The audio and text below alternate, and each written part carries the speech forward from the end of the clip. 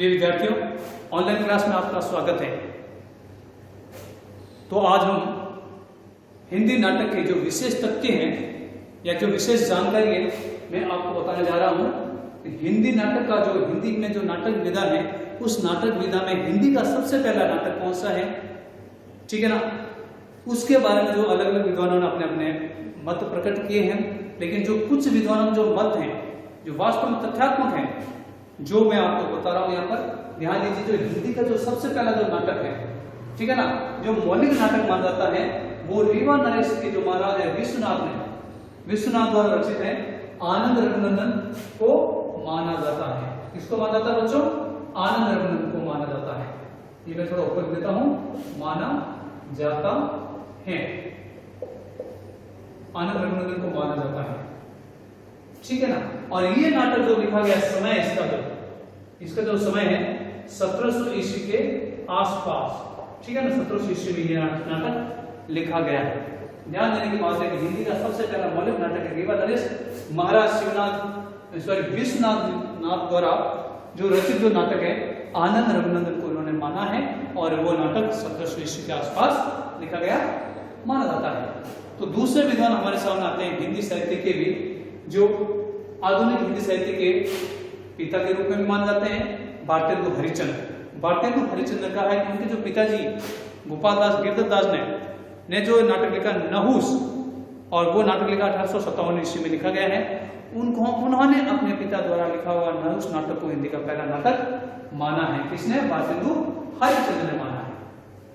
तो इसी प्रकार से तीसरे विद्वान है डॉक्टर ओझा ने गैस कुमार रास को जो 1877 ईस्वी में, यानी 1877 ईस्वी में जो नाटक लिखा गया है उसको डॉक्टर ओझा ने हिंदी का पहला नाटक माना है।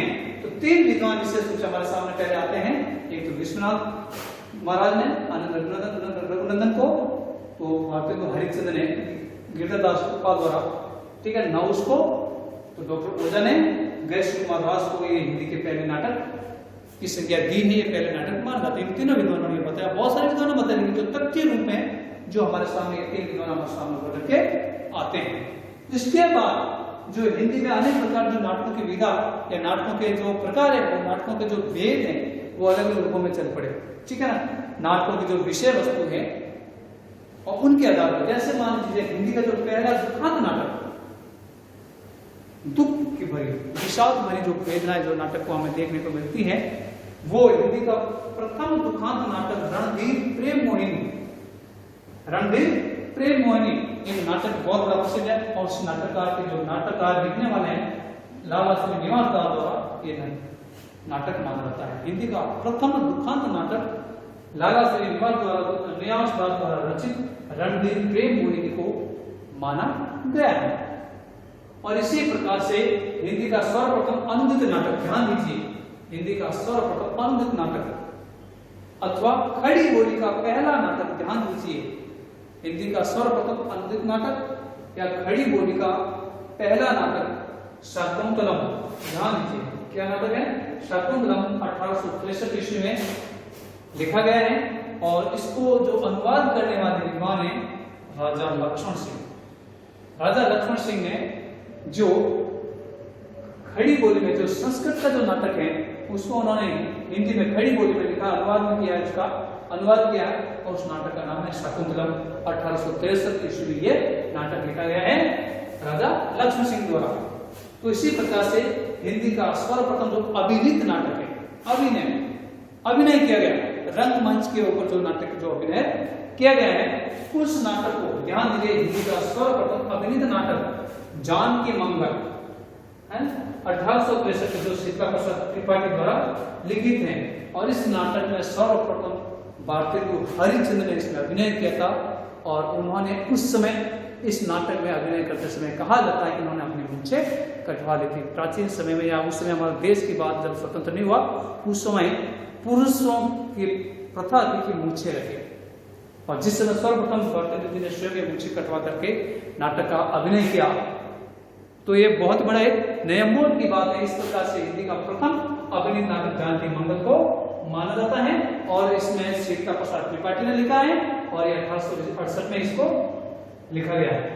इसी प्रकार से हिंदी में जो समस्यात्मक नाटक, हिंदी में समस्यात्मक नाटक का जो जन्म होता है लक्ष्मीनारायण मिश्र, हिंदी में सबसे पहले समस्यात्मक द्वंद भरे, जो उसमें पात्र हैं किसी विषय वस्तु से इतने द्वंद में रहते हैं उसको क्या करना वो स्वयं पता नहीं। इस प्रकार जो समस्या होती है या समाज को ज्वलंत मुद्दे होते हैं उस समस्या पर जो नाटक लिखा गया है या उस नाटक का जो शुरुआत करने वाले हैं लक्ष्मीनारायण मिश्र को माना जाता है।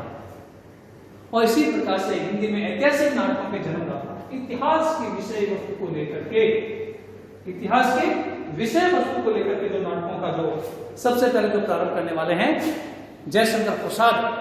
और जयशंकर प्रसाद ने ऐतिहासिक नाटकों की जो परंपरा उन्होंने प्रारंभ की। और आपके पाठ्यक्रम में भी ध्यान देने की बात है, विद्यार्थियों ध्यान देने की बात है कि आपके पाठ्यक्रम में अजातशत्रु जो 1922 में लिखा गया जयशंकर प्रसाद द्वारा जो रचित नाटक है वो भी ऐतिहासिक की श्रेणी में, ऐतिहासिक नाटक की श्रेणी में ही आता है, ठीक है ना। और इसी प्रकार से हिंदी का सर्वप्रथम गिप्ती नाट्य मैंने आपको पहले बताया था, ठीक है ना। रामधारी दिनकर, रश्मिरथी नाम सुना होगा आप लोगों ने, ठीक है ना। तो हिंदी का सर्वप्रथम या हिंदी का प्रथम गिप्ती नाट्य जो करुणालय 1913 में लिखा गया है और इसी के जो प्रतिपादक हैं या इसी को लिखने वाले जो विद्वान हैं वो भी जयशंकर प्रसाद हैं। यानी नाटकों के अंतर्गत गीतों का समावेश किया गया, गीति नाटक। आपको मैंने पढ़ाया था कि जहां जिस नाटक के आवश्यक तत्वों के अंतर्गत बताया था जिस नाटक में भाव की प्रधानता होती है तो उसमें संगीत स्वरूप हमारे सामने उभर करते हैं और जिसमें संगीतता का प्रभाव होता है वहां पर भावों का प्रभाव होता है।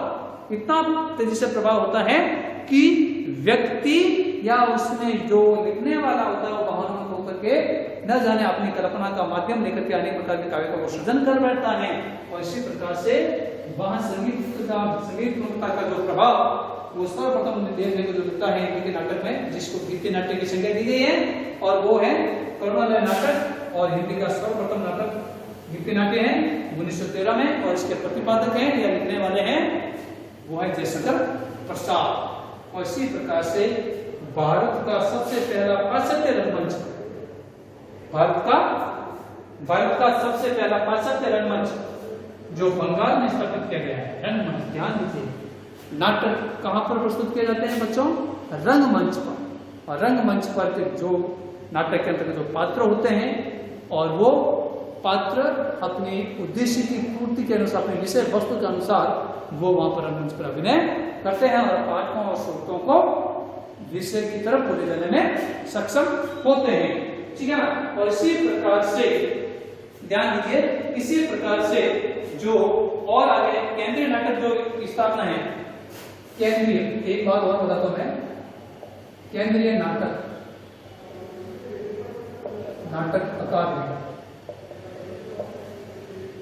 अकादमी की जो स्थापना है, ध्यान दीजिए, केंद्रीय नाटक अकादमी की स्थापना है और वो है, ध्यान देने की बात है, 1953 में। कब मानी गई है वो? 1953 में की स्थापना। ध्यान दीजिए, केंद्रीय नाटक की जो स्थापना है जो कब हुई है? ध्यान दीजिए कि जो हिंदी में जो नाटकों को जो विशेष रूप से जो स्थापना, जो नाटकों का जो स्वय है, ठीक है ना, एक संस्था की जो स्थापना है आज वर्तमान में इसी में जो नाटक है उसके बारे में जो उसके बारे में उसका बारे में क्या कहते हैं, पंजीयन करना पड़ता है। इस प्रकार से केंद्रीय नाटक की जो स्थापना है 1953 में मानी गई है, ठीक है ना। और इसी प्रकार से नाट्य, ध्यान दीजिए, नाट्य जो इसी प्रकार से जन नाट्य कह सकते हैं, क्या कह सकते हैं? जन नाट्य। एक दूसरा है